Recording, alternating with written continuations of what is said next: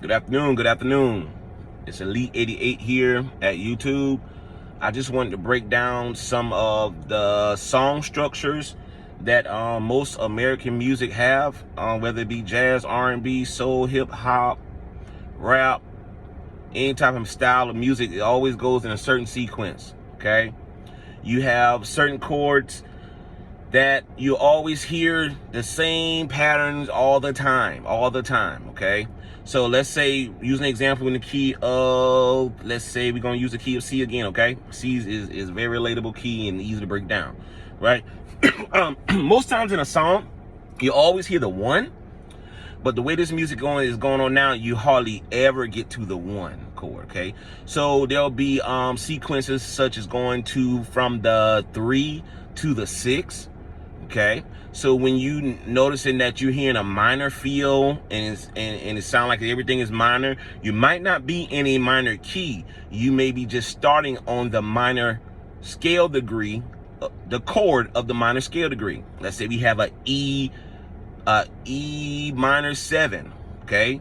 That's your third, and it goes to the 6th, which would be a A minor 7, 7th chord, okay? When I'm saying 7th chord, is that it's going to be adding the 7th of that chord, okay? So if you have a E minor 7th chord, you will probably have the E flat to give you that crunch or that sound that you're looking for, that's more full, okay? If you're going to the A minor 7, the 7th of that note will be a G sharp, okay? It will be a G sharp because it's going to be ending on that diminished 7th going to the A. But as you build chords, you'll understand that that 7th chord will actually be on top, not the actual bottom of your note. It's going to be on the actual top of your note to give you that extra pretty flair, that full sound. Okay, so you have a lot of chords that go to the 3 chord, to the 6 chord, and sometimes it plays with the 5 a lot, because the 5 is like, it's okay, we're getting ready to go home, or we're getting ready to start back where we started. So you have a lot of 1s, you have a lot of 4s, a lot of 5s, and going to the 3 to the 6. Really, you use all of the chords. Even when you're doing your walk up, sometimes you walk up from C, D, E, F, okay?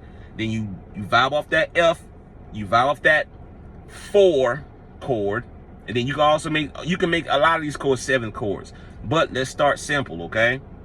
So as we do that, we have the key of C.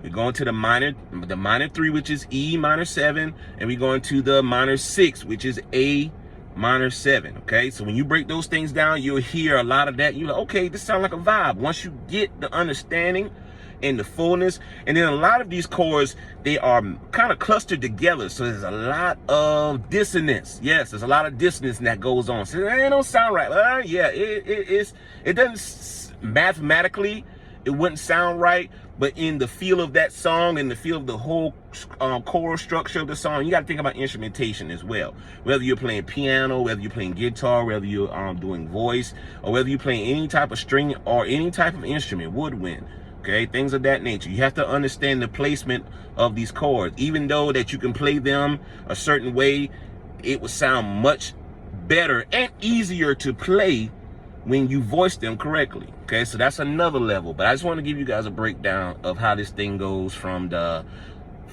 song structures, okay? So you'll hear a lot of minor playbacks and things like that, and they'll just vibe off of that, and then sometimes they'll come right back to the 1 chord, which it sounds like home, but you can't stay home.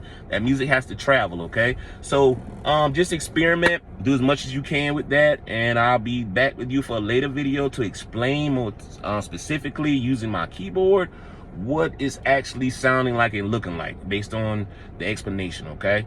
So I will be back with another video very, very soon.